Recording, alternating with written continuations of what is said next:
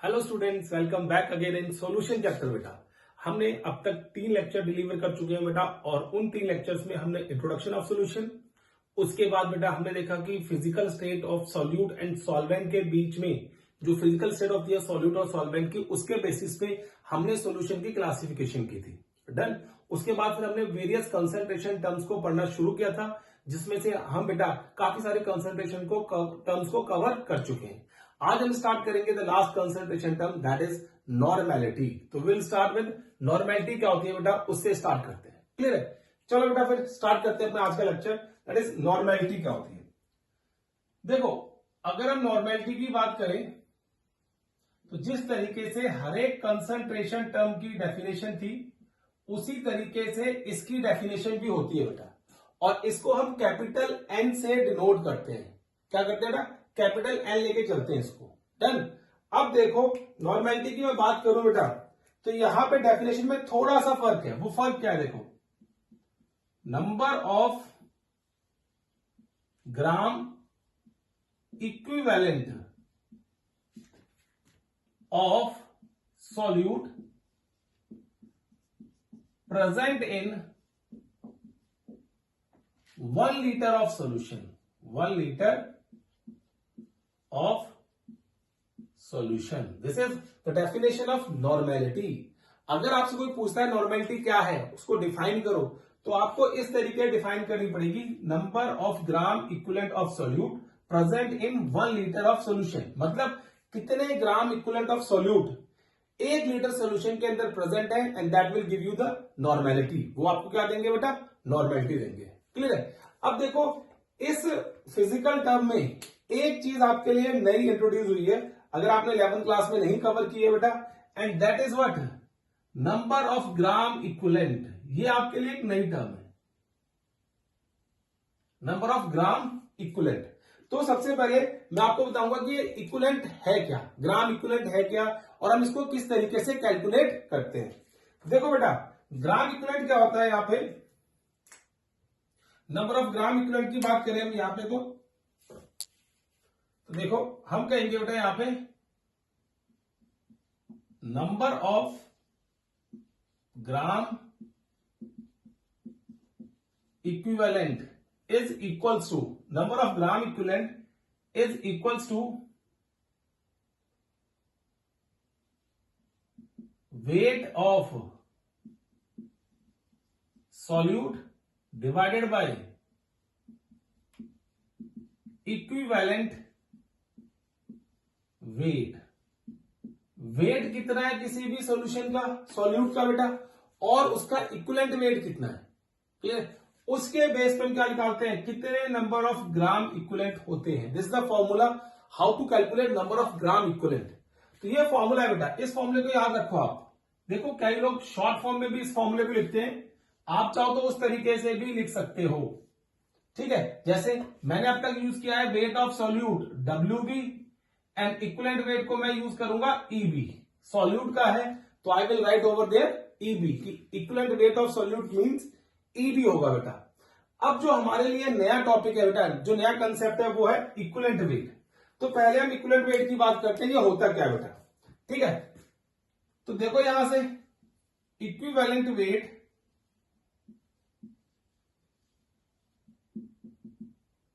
अगर आपको डिफाइन करने को आ जाए कि व्हाट इज इक्विवेलेंट वेट, क्या होता है, अगर मैं इसको डिफाइन करूं, तो आप क्या कहोगे?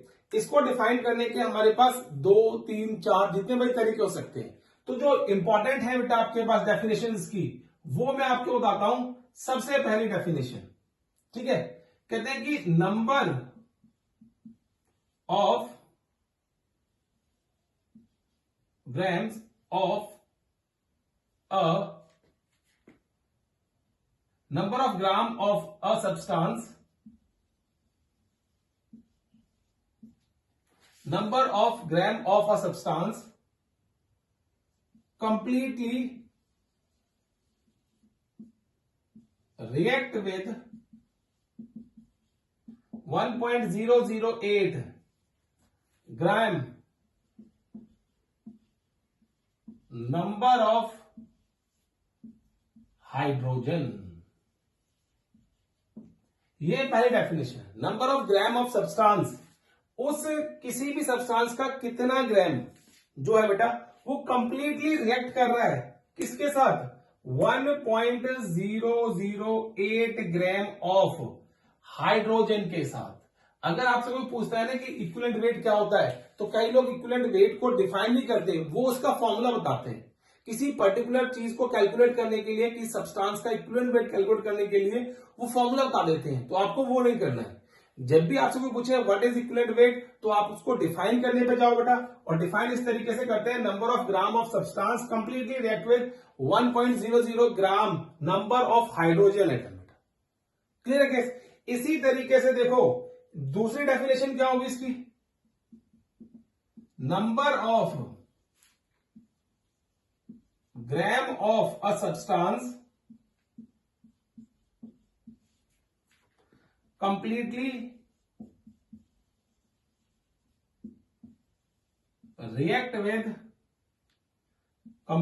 reacts with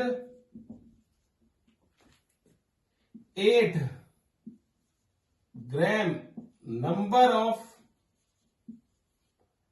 oxygen atom. यहां पे भी लिख लो बेटा, यहां पे भी क्या right, atom, hydrogen atom, done, oxygen atom. अब देखो यहां पे हमने बोल दिया कि 8 ग्राम ऑक्सीजन एटम से कोई भी सब्सटेंस कितना रिएक्ट कर रहा है, that will be the equivalent weight of that substance.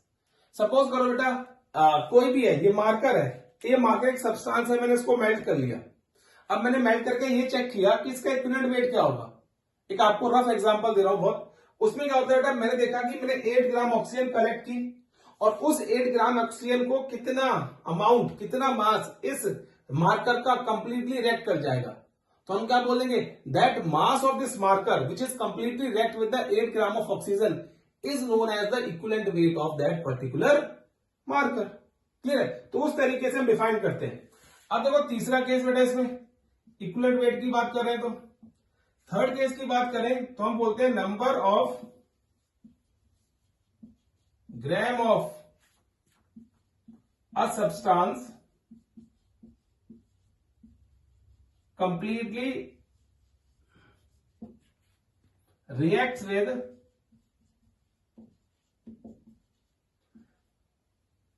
35.5 gram of chlorine atom. ये आ गया 35.5 ग्राम ऑफ क्लोरीन एटम।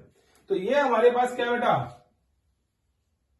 तीसरी डेफिनेशन है इसको डिफाइन करने के लिए।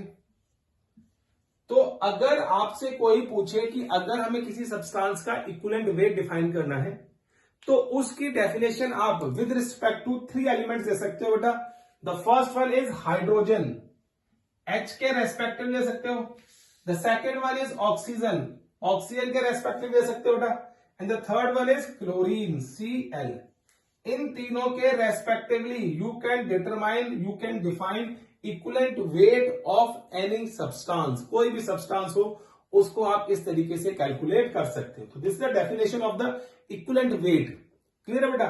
अब देखो यहां पे 2 चीज याद रखना बेटा, आपको पहले से हिंट दे रहा हूं। इस केस में देखो जो सेकंड पॉइंट है विच इज ऑफ ऑक्सीजन, जो ऑक्सीजन का पॉइंट है वो थोड़ा सा इंपॉर्टेंट है बेटा। क्या इंपॉर्टेंट है, देखो यहां पे हम कहते हैं number of gram of substance completely react with 8 gram number of oxygen atom बेटा। क्लियर है। अब यहां पे देखो, यहां पे अगर आप देखोगे हाइड्रोजन का जो एक एटम का मास होता है वो कितना होता है, 1 ग्राम, और क्लोरीन के एक एटम का मास कितना होता है, 35.5 ग्राम। बट ऑक्सीजन के एक एटम का मास कितना होता है, 16 ग्राम, 16 ग्राम बेटा। लेकिन यहां पे हमने क्या लिखा हुआ, हाफ। यहां पे दोनों का पूरा मास ले रखा है एक एटम का, लेकिन यहां पे हम क्या कंसीडर कर रहे हैं, half mass of oxygen. It is due to the valency of the oxygen बेटा। देखो हाइड्रोजन की और क्लोरीन की वैलेंसी क्या होती है, 1, इसलिए हमने उसका पूरे का पूरा मास कंसीडर किया है 35.5 और 1.008 ग्राम। बट जो ऑक्सीजन है उसकी वैलेंसी कितनी होती है बेटा, 2, इसलिए हमने उसका मास क्या कर लिया बेटा, हाफ कर लिया। तभी तो हम नंबर की बात कर रहे हैं कि number of gram of substance, और कितने ग्राम नंबर से ऑक्सीजन एटम से रिएक्ट करता है। समझ आया केस? तो वो केस याद रखना है कि ऑक्सीजन का मास हमने यहाँ पे 8 ग्राम इसलिए लिया हुआ है क्योंकि उसकी वैलेंसी 2 है। हाइड्रोजन और क्लोरीन के केस में जो मास हम कंसीडर कर रहे हैं उनकी वैलेंसी 1 है, इसलिए हमने उनका कंप्लीट मास कंसीडर किया है बेटा। डन। अब देखो ये तो डेफिनेशन आ गई, जैसे डेफिनेशन ऑफ इक्विवेलेंट वेट। इस तरीके से हम इक्विवेलेंट वेट को डिफाइन करते हैं। अब देखो इक्विवेलेंट वेट निकालने के बहुत सारे तरीके हैं और बहुत सारे सब्सटेंस के हम इक्विवेलेंट वेट निकालते हैं। उसके बाद फिर से हम किस पे आएंगे बेटा? नॉर्मेलिटी पे आएंगे। पहले हम ये चेक करेंगे कि इक्विवेलेंट वेट को कैलकुलेट किस तरीके से किया जाता है। तो देखो फर्स्ट केस बेटा, फर्स्ट केस निकालते हैं यहां पे equivalent weight of an atom. किसी भी एटम का इक्विवेलेंट वेट क्या होगा? अगर आपसे कोई पूछता है कि equivalent weight of any atom क्या होगा, तो आप क्या करोगे बेटा उसका? You will have to write atomic mass divided by valency of that atom. उस एटम की वैलेंसी क्या होगी बेटा?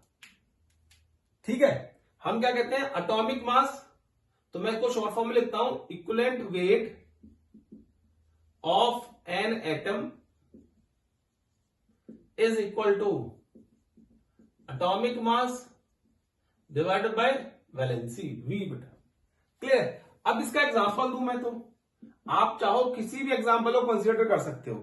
सपोज करो मैं इक्विवेलेंट वेट ऑफ इन सबके निकालता हूं बेटा। Equivalent weight of hydrogen atom कितना होता है? एटॉमिक मास का 1, वैलेंसी कितनी है? 1। तो इक्विवेलेंट वेट क्या आ गया बेटा इसका? 1 आ गया कि नहीं आ गया? क्लियर है? अब दूसरा एग्जांपल देखो, ये ए ये B. Equivalent weight of oxygen कितना होता है बेटा? इक्विवेलेंट वेट ऑफ ऑक्सीजन में एटॉमिक मास कितना होगा ऑक्सीजन का? That will be 16। और वैलेंसी कितनी होती है बेटा? That is 2। तो इक्विवेलेंट वेट कितना आ गया ऑक्सीजन का? That is 8।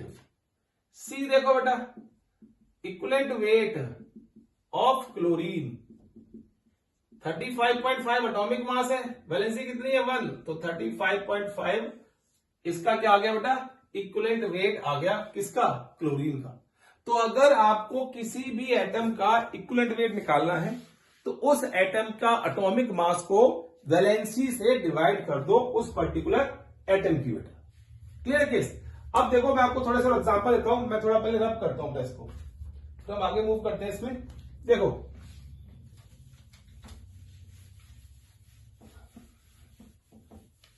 देखो अब यहां पे सी मैंने दिया एग्जांपल, डी देखो बेटा, कल को आपसे कोई पूछ ले इक्विवेलेंट वेट ऑफ एल्यूमिनियम क्या है? एटॉमिक मास 27 और वैलेंसी कितनी है? 3। तो इक्विवेलेंट वेट कितना आ गया बेटा इसका? 9। इसी तरीके से अगर आपसे कोई पूछे इक्विवेलेंट वेट ऑफ मैग्नीशियम क्या है बेटा? 24, वैलेंसी कितनी होती है? 2, दैट इज 12। तो इस तरीके से आप किसी का भी इक्विवेलेंट वेट निकाल सकते हैं, किसी भी एटम का। तो this is the method how you calculate the equivalent weight of that particular atom. Atomic mass divided by valency बेटा। क्लियर है? अब देखो नेक्स्ट सेकंड पॉइंट इसमें, अगर मुझे इक्विवेलेंट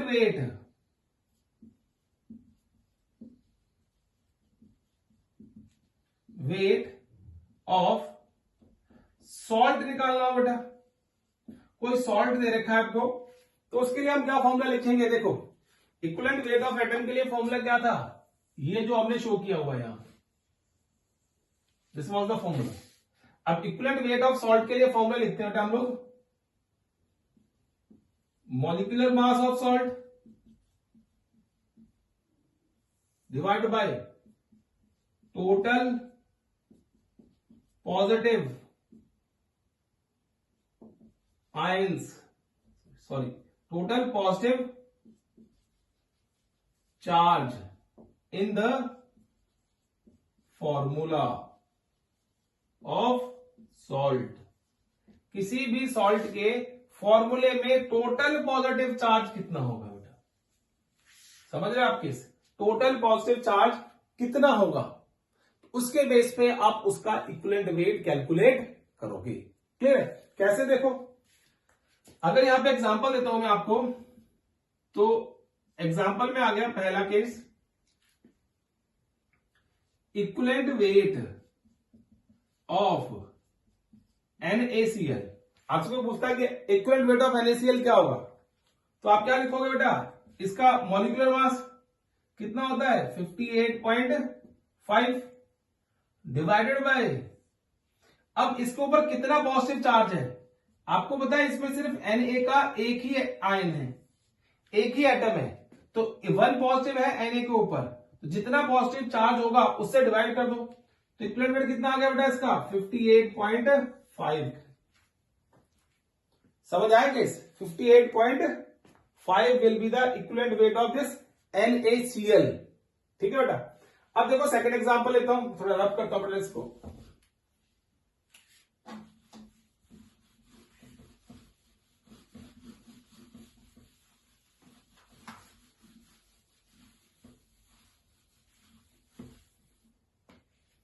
देखो बेटा, अब यहां पे बी एग्जांपल लेता हूं सेकंड। अगर आपको निकालना हो equivalent weight of MgCl2, magnesium chloride का निकालना हो तो आप क्या करोगे? देखो यहां पे मैग्नीशियम क्लोराइड का मॉलिक्यूलर मास निकालोगे। मैं यहां पे लिखता हूं इसका, चलो मैं यहां से रब करके लिख देता हूं। देखो B example, equivalent weight of MgCl2। ठीक है बेटा? वो क्या होगा? इसका मॉलिक्यूलर मास Mg का कितना होता है? 24, और Cl2 दोनों का कितना होगा बेटा? 71, तो it will be equal to 95। 95 divided by, अब ये चेक करना है कि 95 को हम कितने चार्ज से डिवाइड करेंगे। तो जब आप इस Mg को देखोगे, Mg और Cl को जब आप डिसोशिएट करोगे, तो you will get Mg2 positive plus 2 Cl negative. तो टोटल पॉजिटिव चार्ज कितना है बेटा? यहां पे 2 पॉजिटिव, तो जो नंबर है 2 उससे आप इसको डिवाइड कर दोगे एंड यू विल गेट 2 4 जा 8, 2 7 जा 14, 2 5 जा 10, तो you will get 47.5 equivalent weight मिल जाएगा उस पर्टिकुलर एटम का बेटा, सॉरी उस पर्टिकुलर सॉल्ट का। तो MgCl2 का क्या इक्विवेलेंट वेट है? 47.5। और इसी तरीके से आप कोई भी सॉल्ट कंसिडर करो, उसका इक्विवेलेंट वेट कैलकुलेट कर सकते हो बेटा। Clear case? चलो हम आगे मूव करते हैं। आगे हमारे पास है सॉल्ट के बाद थर्ड पॉइंट। ठीक है, सॉल्ट के बाद हमारे पास इक्विवेलेंट वेट ऑफ सॉल्ट था बेटा। अब लिखते हैं acid, equivalent weight of acid. अगर हम इक्विवेलेंट वेट ऑफ एसिड की बात करें तो हम यहां पे कहेंगे molecular mass of acid divided by basicity बेटा, डिवाइड बाय बेसिसिटी। ये फॉर्मूला होता है, molecular mass of acid divide by basicity. अब इस बेसिसिटी का मतलब क्या होता है? इस बेसिसिटी का मतलब है नंबर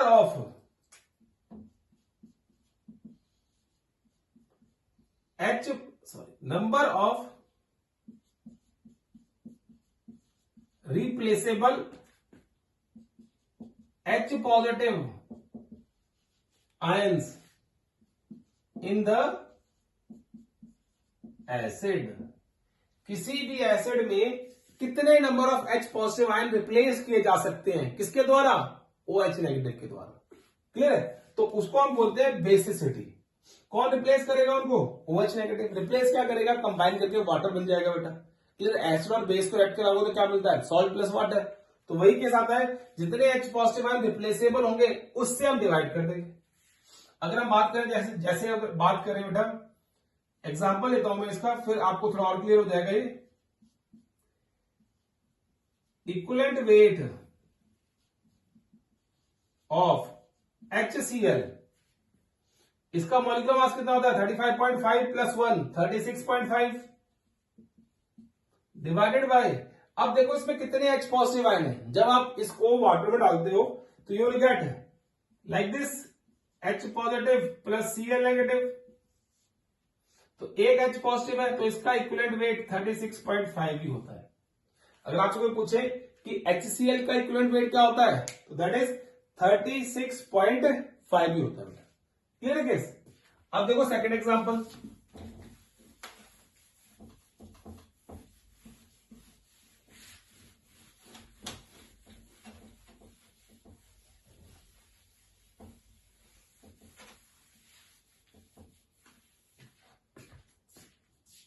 देखो बेटा, अब लेते हैं एग्जांपल नंबर 2 बी।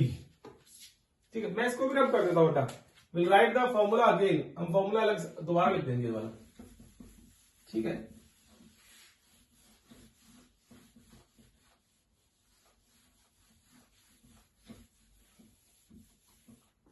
अब देखो मैं एक और एग्जांपल ले रहा हूं बी। ठीक है, अब बी एग्जांपल की बात करें यहां पे, इक्विवेलेंट वेट ऑफ, ये HCl था, हमने बात कर ली H2SO4, मॉलिक्यूलर मास 98, कितने H पॉजिटिव आए ना बेटा इसमें, जब आप इसको डिसोशिएट करोगे will get 2H positive plus sulphate 2 negative, तो 2 से डिवाइड करोगे विल गेट 49, कितना मिलेगा बेटा 49। डन। अब सी, अगर आपसे कोई पूछता है इक्विवेलेंट वेट ऑफ CH3COOH कितना है, ठीक है बेटा, एसिडिक एसिड कितना होगा, तो इसका मॉलिक्यूलर मास होता है 60। ठीक है, देखो 12 और 12 कार्बन का 24, 24 और 16 दूनी 32 और 4 36, 36 प्लस 24 60। अब देखो बेटा 60 को डिवाइड करोगे कितने H से, अब कई बच्चे बोलते हैं यहां पे कि sir we have 4H over here, ये हमारे पास कितने H है 3 ये रहे और एक ये रहा 4, बट बेटा हमने कहा पहले कहा है कि रिप्लेसेबल H कितने हैं, H पॉजिटिव कितने हैं, रिप्लेसेबल मतलब जो रिप्लेस हो सकते हैं। तो अगर आपने कभी देखा हो जब भी कोई एसिडिक एसिड, आपको समझाने के लिए कर रहा हूं बेटा, बस रिएक्शन करता है किसी के साथ बेटा, NaOH क्या सपोज को रिएक्शन किया, तो हमें रिएक्शन करके क्या मिलता है CH3COO Na प्लस H2O। तो यहां से देखो कितने हाइड्रोजन रिप्लेस हुए, सिर्फ ये वाला हाइड्रोजन रिप्लेस हुआ है किसके द्वारा, Na पॉजिटिव के द्वारा। इसलिए हम बोलते हैं कि इस एसिडिक एसिड में we have only one replaceable hydrogen, एक ही होता है रिप्लेसेबल हाइड्रोजन।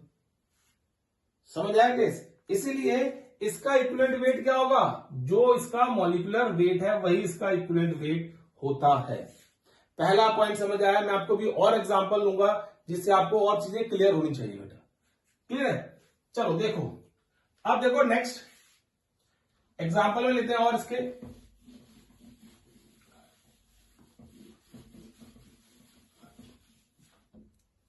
देखो CD, अगर आपसे कोई पूछता है देखो बेटा इक्विवेलेंट वेट ऑफ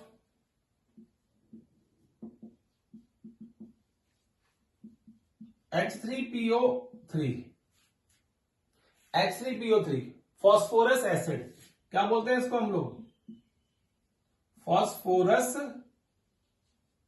एसिड,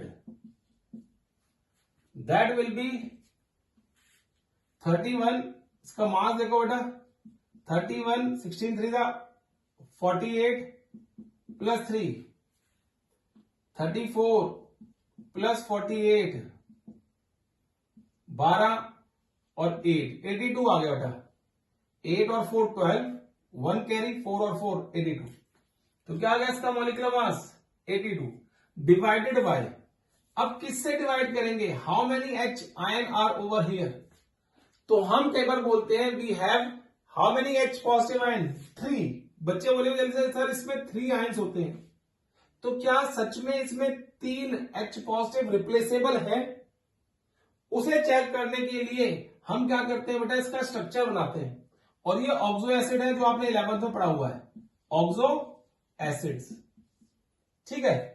अब उनका स्ट्रक्चर बनाते हैं कैसे, पी डबल बॉन्ड ओ। ये तो आपको पता ही है कि अगर कोई भी ऑक्सो एसिड का स्ट्रक्चर बनाना है तो वो एलिमेंट जिसका वो ऑक्सो एसिड है उसके साथ एक डबल बॉन्ड ऑक्सीजन बनाना ही होता है बेटा हमें। क्लियर है, बना दिया पी डबल बॉन्ड ओ।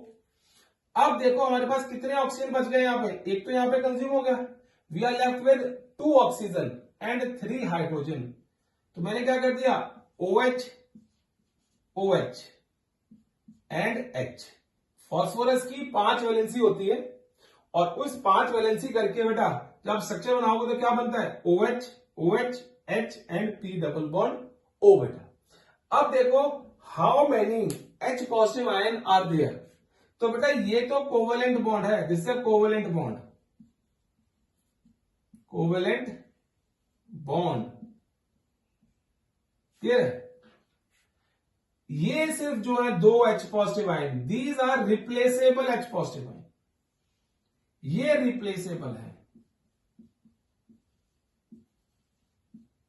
तो how many replaceable H ion are there, only 2 not 3। ये आपको याद रखना है, ओनली 2 नॉट 3, ये कॉम्पिटिशन के लिए इंपॉर्टेंट है। तो क्या लिखोगे यहां पे 2 and then you will get 41। इस फास्फोरस एसिड का इक्विवेलेंट वेट क्या है बेटा, 41।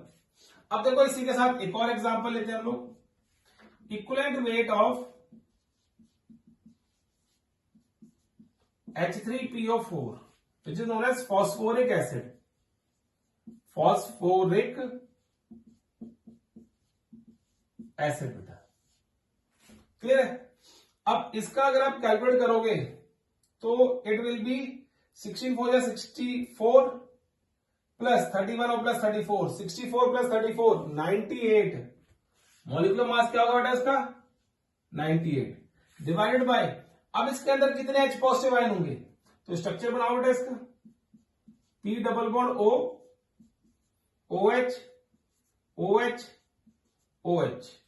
तो you will have how many, जितने OH होंगे बेटा उतने ही H पॉजिटिव आयन हमें मिलेंगे। याद रखना, अगर डायरेक्टली कोई एलिमेंट का H लग रहा है तो वो H पॉजिटिव आयन नहीं देता है। कौन H पॉजिटिव आयन देगा, ये OH।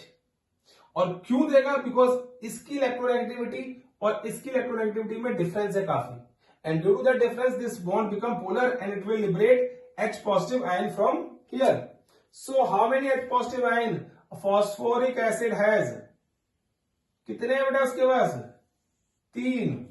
तो that will be divided by 3 and the equivalent weight of this phosphoric acid is 3 3 is 9, 3 2 is 6, कितना बच गया 2.36 is 18, फिर 2 बच गया 6 6 6 चलता रहेगा बेटा। This is the equivalent weight of this phosphoric acid. तो मैंने कोशिश कर रहा हूं बेटा कि आपको किसी भी तरीके का कोई एसिड आए जिसमें H पॉजिटिव आयन प्रेजेंट है, अगर उनका आपको इक्विवेलेंट वेट निकालने को आए तो आपको इस तरीके से वो इक्विवेलेंट वेट कैलकुलेट करना है। Are you getting my point, किस तरीके से करना है। तो ये हमारा हो गया इक्विवेलेंट वेट ऑफ एसिड बेटा। अब बात करते हैं डी। डी मतलब equivalent weight of, equivalent weight of base.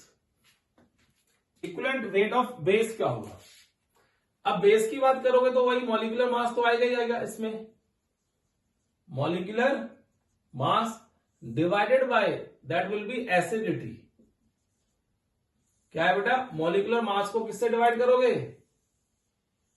Acidity से। अब फिर से यहीं पे केस आएगा बेटा कि what do you mean by acidity. Acidity क्या होती है, अब ये वो वाली एसिडिटी है बेटा जो आपके पेट में बनती है, ठीक है ना, same acidity is over here. तो एसिडिटी की बात करें यहां पे तो क्या कहते हैं, नंबर ऑफ रिप्लेसेबल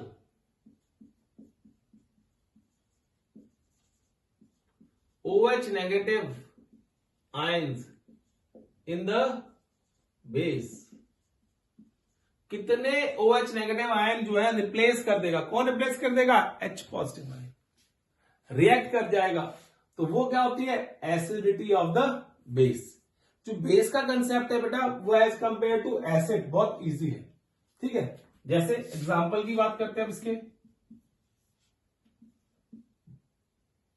अगर हम एग्जाम्पल दे बेटा यहां पे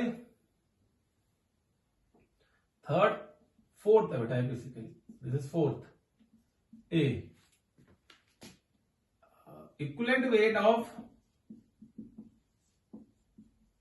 NaOH सोडियम हाइड्रोक्साइड क्या आएगा बेटा 33, 24 और 16, 40। अब यहां पे कितने OH हैं, तो Na positive plus 1 OH negative है, divide by 1, the equivalent weight of NaOH is 40 बेटा। क्लियर, इसको कॉस्टिक सोडा भी बोलते हैं, पता है ना आपको, is also known as caustic soda. ये नाम याद रखने के बाद पूछ लेते हैं कॉस्टिक सोडा। क्लियर है केस। अब बी देखो, equivalent weight of magnesium hydroxide निकालो, डन।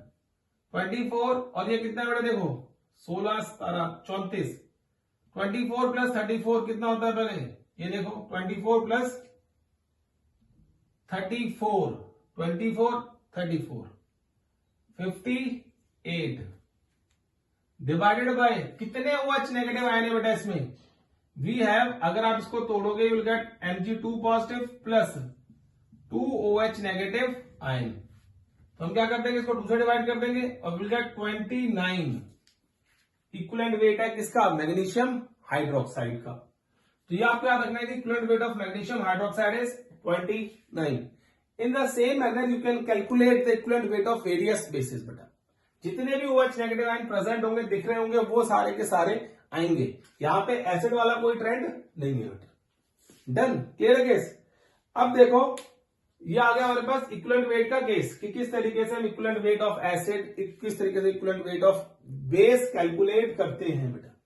क्लियर। अब देखो कई बार क्या होता है कि इसके लिए एक जनरल फॉर्मूला लिख देते हैं बेटा, एसिड और बेस के लिए नोट में लिख लो आप, क्या लिखना है नोट में हमें कि अगर इक्विवेलेंट वेट निकालना है किसी का,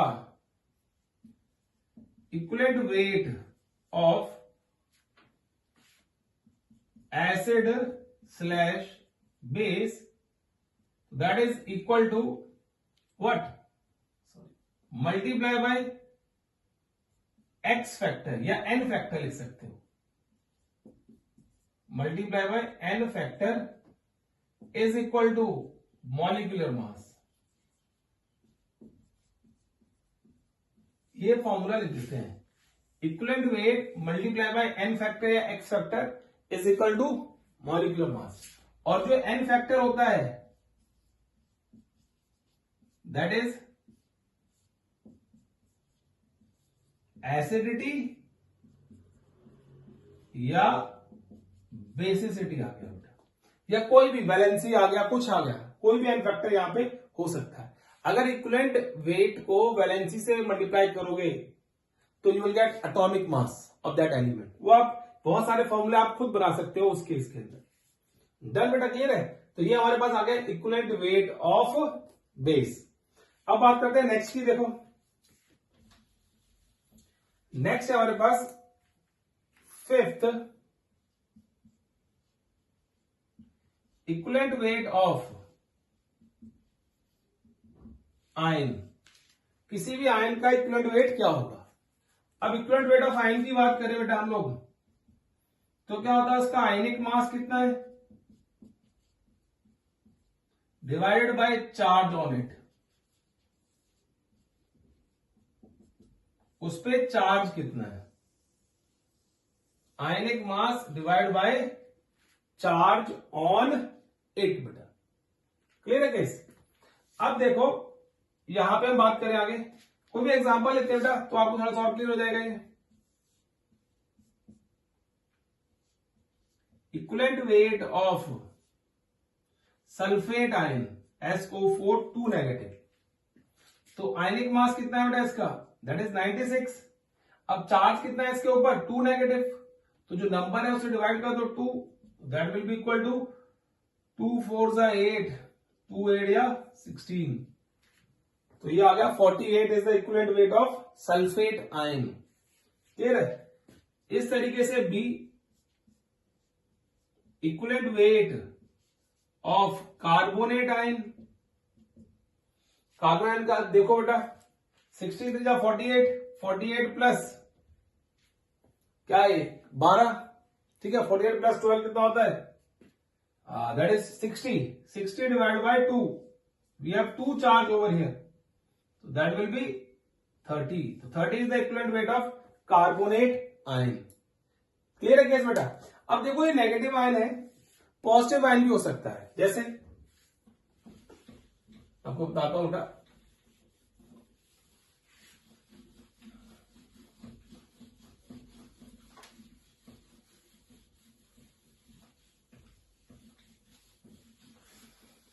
देखो अगर हम बात करें सी एग्जांपल में ही, सी इक्विवेलेंट वेट ऑफ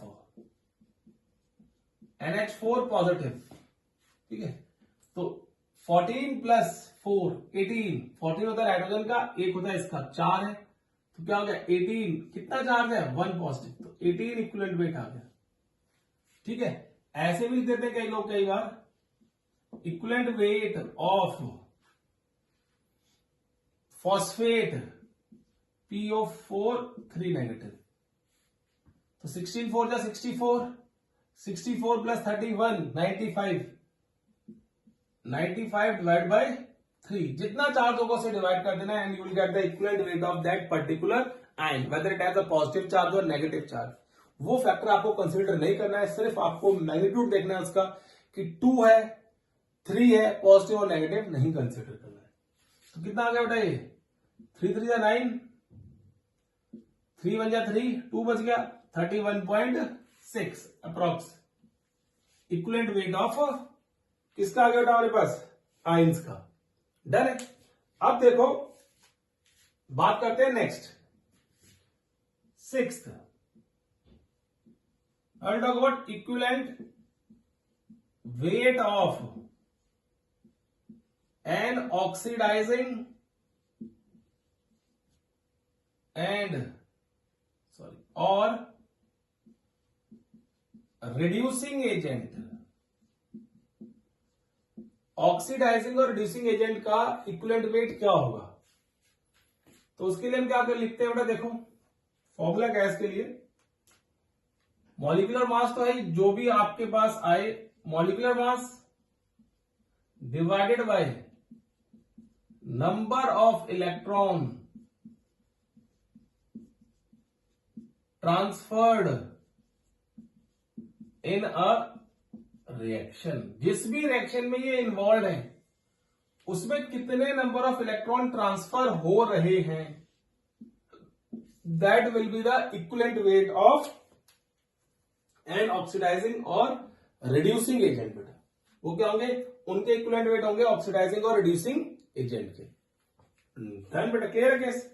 तो ये आ गया नंबर ऑफ इलेक्ट्रॉन ट्रांसफर। मैं आपको तो एग्जांपल देता हूं, बहुत अच्छे ऑक्सीडाइजिंग एजेंट है वो दोनों। पहला है KMnO4, पोटेशियम पर मैंगनेट,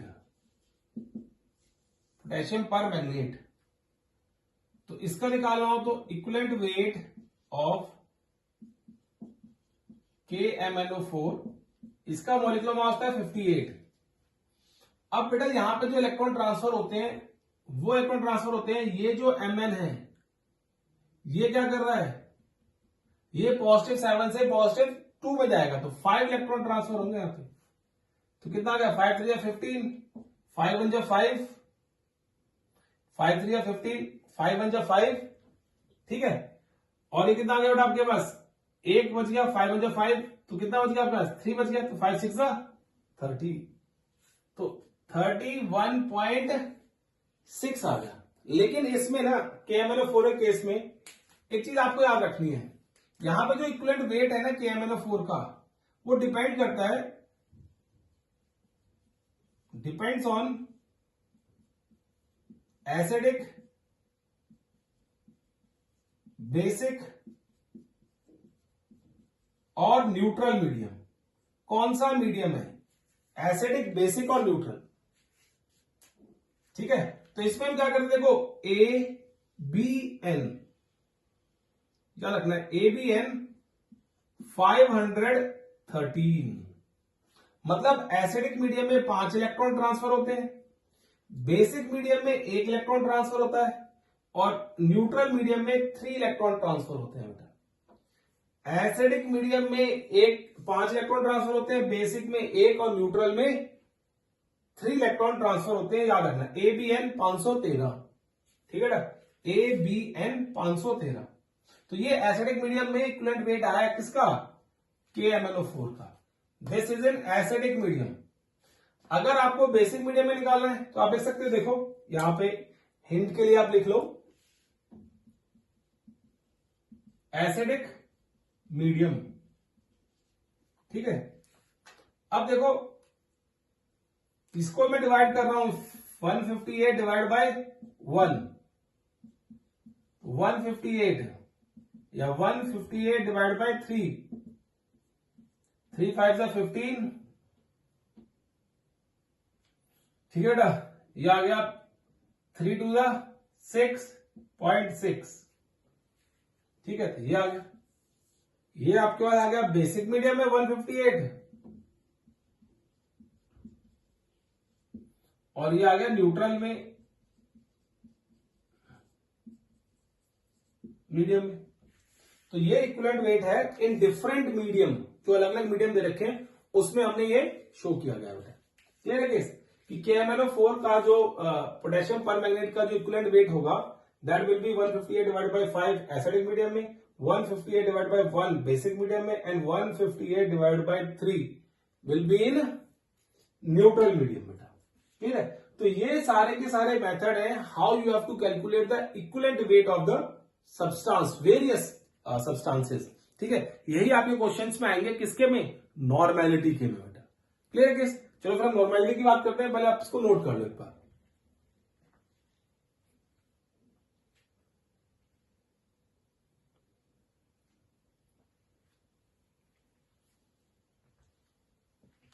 देखो बेटा,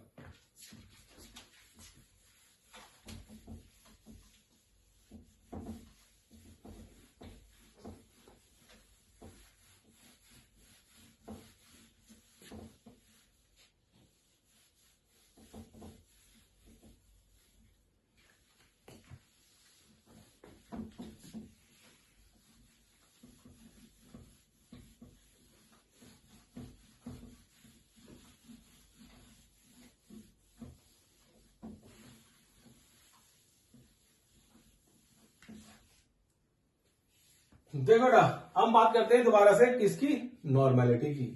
मैंने आपको अभी नॉर्मेलिटी की इक्वेशन बताई थी, सिर्फ सॉरी डेफिनेशन बताई थी कि डेफिनेशन क्या होती है, how will you define normality. हम बात करेंगे उसके मैथमेटिकल एक्सप्रेशन की। तो नॉर्मेलिटी का केस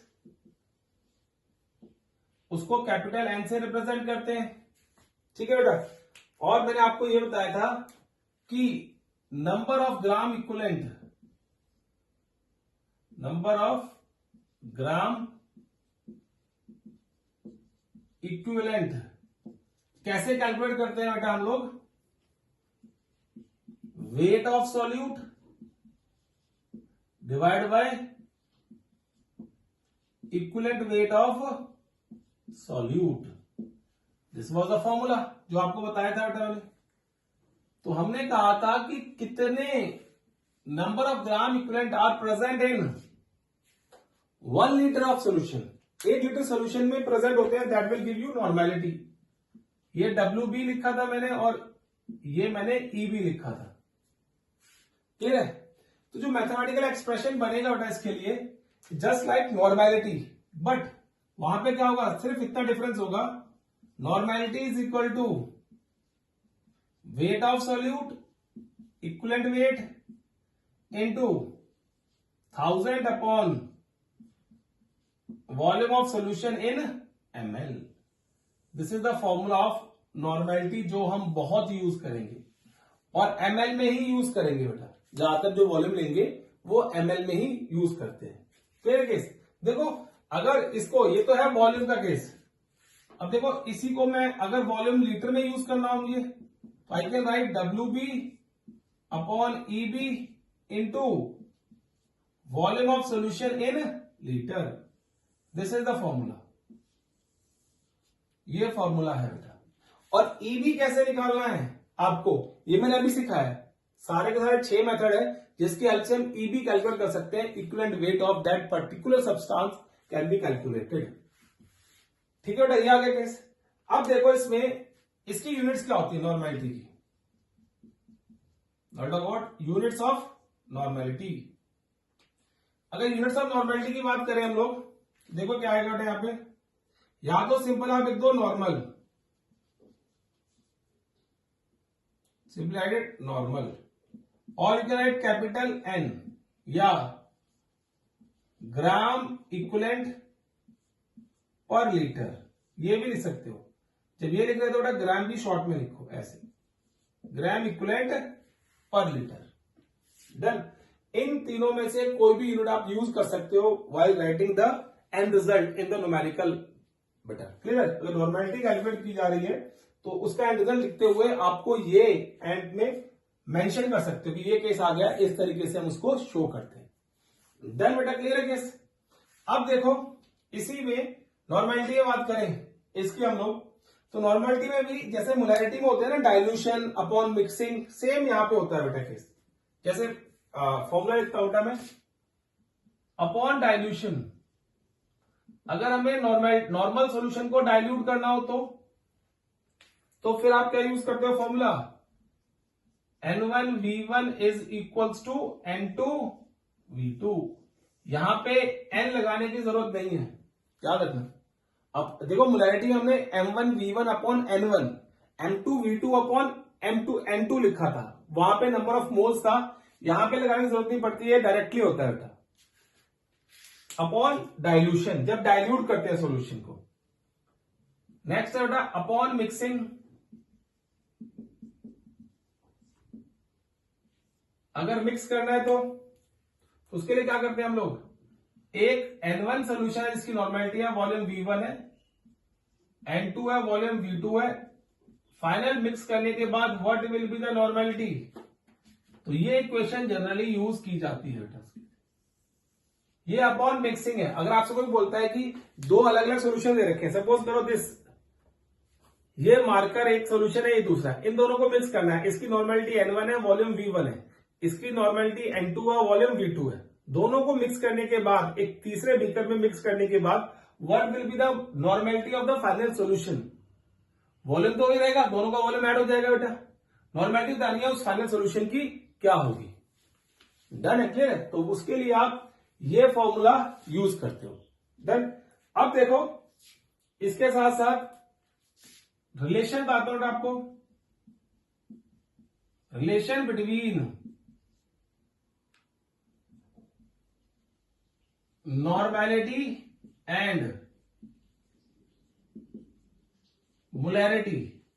नॉर्मेलिटी और मोलैरिटी में रिलेशन क्या होगा, तो ये होता है normality is equal to molarity into molecular mass divided by equivalent mass, ये इक्विवेलेंट वेट। डन। या देखो molecular mass divided by equivalent weight, या आप एक्स फैक्टर लिख सकते हो, या नंबर ऑफ ग्राम इक्विवेलेंट लिख सकते हो। क्लियर है केस? तो वो आ जाएगा। तो ये फॉर्मूला है नॉर्मेलिटी और मोलैरिटी का। डन बेटा। अब देखो एक और फिजिकल क्वांटिटी है जिसके बारे में बात करते हैं, फिर हम वाइंड अप करते हैं इसको, दैट इज स्ट्रेंथ। बहुत कॉमन है, बहुत सारे प्रैक्टिकल में ये पूछा जाता है स्ट्रेंथ क्या होती है। ठीक है, तो स्ट्रेंथ को डिफाइन करते हैं बेटा हम लोग, the maximum amount of solute in gram dissolved in 1 liter of solution at a particular temperature.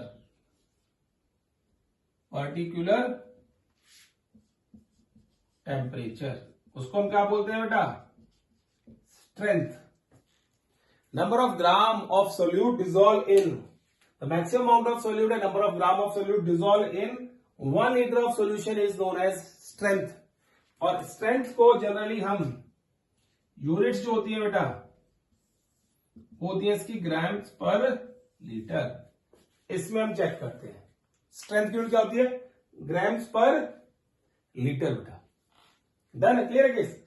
अब देखो कई बार ना हमें स्ट्रेंथ गिवन दी होती है और हमें मोलैरिटी गिवन दी होती है और स्ट्रेंथ निकालनी होती है. तो आप निकाल सकते हैं क्योंकि इसकी यूनिट क्या है? ग्राम्स पर लीटर. देखो ग्राम्स पर लीटर है बस, और कुछ नहीं होता. तो देखो क्या कर सकते हो आप इस केस में. मैं आपको बताता हूं इजी तरीका है याद करने का उसको. मोलैरिटी और स्ट्रेंथ का रिलेशन देखो, बहुत इजी आप कैलकुलेट कर सकते हो. मोलैरिटी और strength relation between molarity and strength.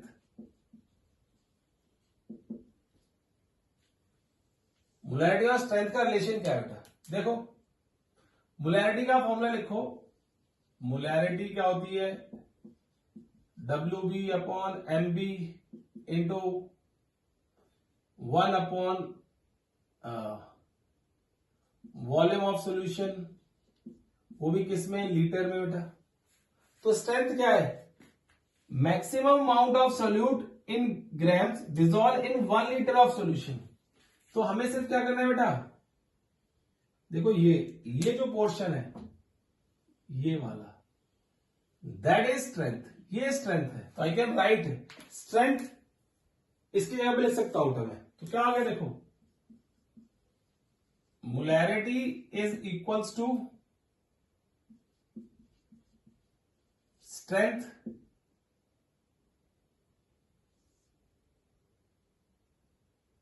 Divided by molecular mass. ठीक है ना? स्ट्रेंथ या आप सॉल्युबिलिटी भी कह सकते हो इसको. सॉल्युबिलिटी क्या होगी? सॉल्युबिलिटी बेटा. ठीक है? तो क्या आ गया? You want to calculate strength और solubility, that will be molarity multiply by molecular mass of solute. ये आ गया रिलेशन. ठीक है? इन द सेम मैनर अगर आपको रिलेशन निकालना है नॉर्मैलिटी एंड स्ट्रेंथ में या सॉल्युबिलिटी में, ठीक है, तो क्या आएगा बेटा? Normality multiply by